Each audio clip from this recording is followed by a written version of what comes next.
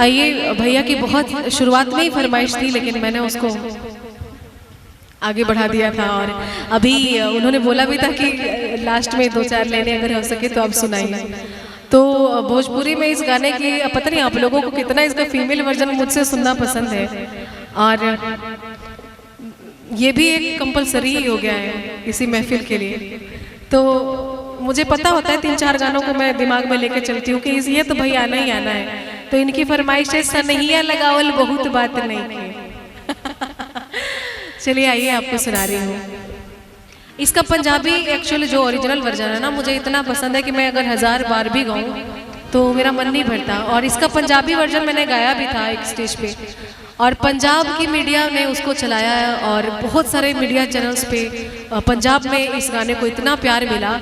मैं तो मतलब आई एम वेरी लकी कि मैंने म्यूज़िक को चुना।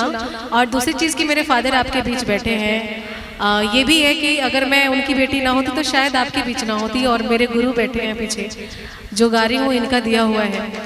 तो कभी कभी ऐसा लगता है कि मैंने कोई अच्छा काम तो किया होगा कि लोग मुझे इतना प्यार दे रहे हैं, वरना आजकल कौन किसको कहाँ दिल में जगह देता है, कौन किसको दिल में जगह देता है। टूटे पत्ते तो पेड़ भी गिरा देता है।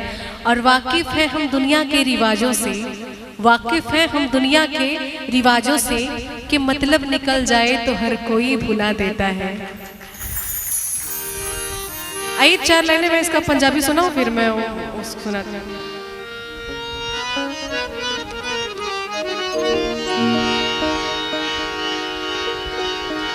हो मुख तेरा वेख के चन शर्मोंदा रब भी बना के